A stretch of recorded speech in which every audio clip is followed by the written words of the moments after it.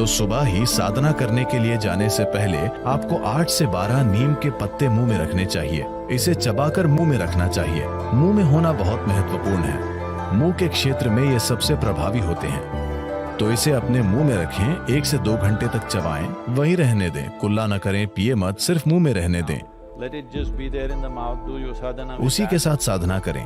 हल्दी के गोले रोज बनाएं, सुबह इसका सेवन करें और कम से कम 1 घंटे तक कुछ भी न खाएं।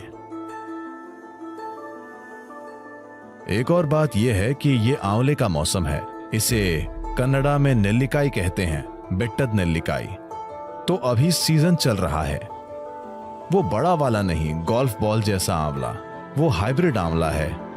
वो भी ठीक है अगर आपको कुछ और नहीं मिलता तो, वरना पहाड़ियों में जो उगता है वो केवल इतना होता है। सिर्फ एक आंवला तोड़कर उस पर थोड़ा नमक डालें और उसे चबाएं। इसे अपने मुंह में रखना चाहिए और ये भी आपके मुंह में ही सबसे प्रभावी है। ये 1 या 2 घंटे के लिए आपके मुंह में होना चाहिए। ये सरल चीजें आपके इम्यून सिस्टम को बहुत बढ़ाएंगी।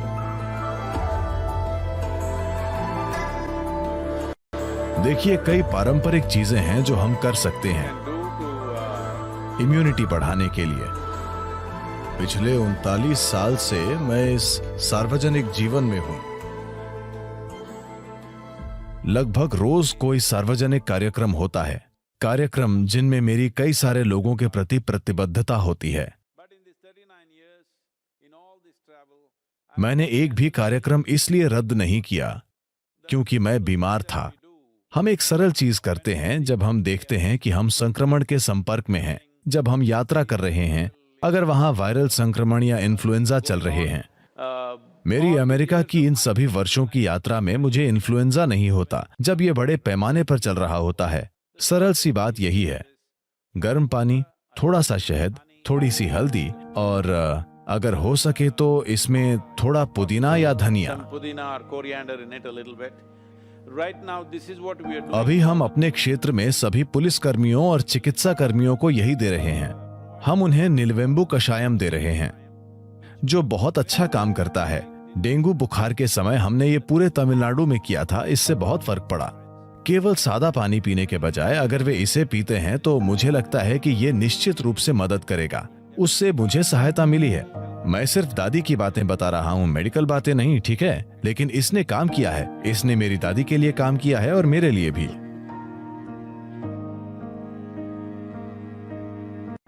एकमात्र तरीका हमारे इम्यून सिस्टम को बढ़ाना है।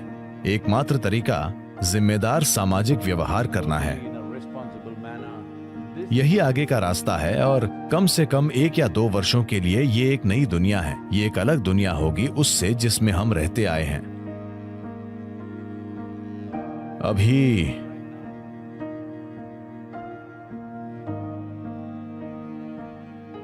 कई चीजें की जा रही हैं। अमेरिका का मेडिकल सेंटर, बेथ इज़राइल अस्पताल और हार्वर्ड विश्वविद्यालय एक साथ वे एक शोध कर रहे हैं कि कैसे योग करने वाले जो लोग कुछ योग अभ्यास कर रहे हैं वे ऐसे वायरस को कैसी प्रतिक्रिया देते हैं। उनकी मजबूती का स्तर कैसा है? क्या उनकी रोग प्रतिरोधक क्षमता बेहतर है? मुझे यकीन है कि उनकी क्षमता बेहतर है, पर इसके लिए चिकित्सा प्रमाण जरूरी है। पर मुझे 100% यकीन है क्योंकि मैंने हमारे किसी भी साधक की मृत्यु का एक भी मामला नहीं सुना। उनमें से कुछ ने अपने माता पिता, वृद्ध रिश्तेदारों को खो दिया है, पर साधक नहीं, उनसे जुड़े हुए लोग। तो योग रक्त के माध्यम से नहीं आता, आपको इसे करना होगा।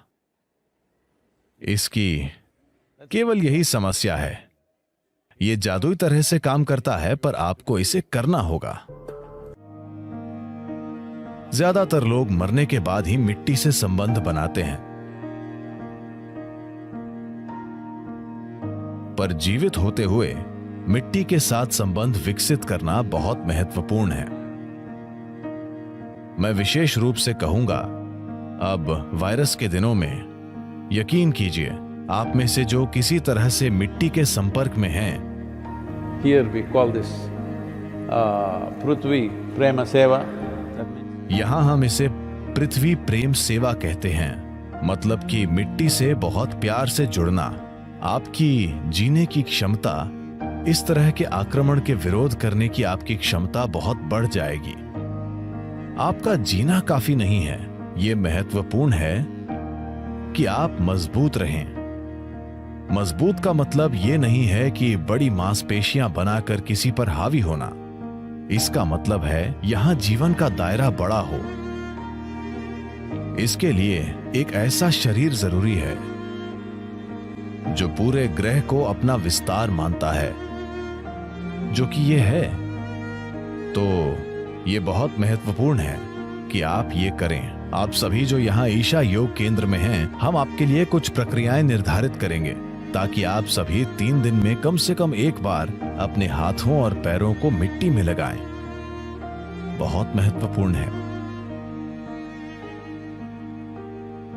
और आप जहां भी हैं, अगर आपके पास एक छोटा सा बगीचा है, या आप वॉलंटियर कर सकते हैं कि आप किसी और के बगीचे में काम करेंगे। मेरा विश्वास कीजिए, हाँ, उन्हें मुफ्त का मजदूर मिलेगा, लेकिन ये मत सोचिए कि उन्हें ज्यादा मिल रहा है।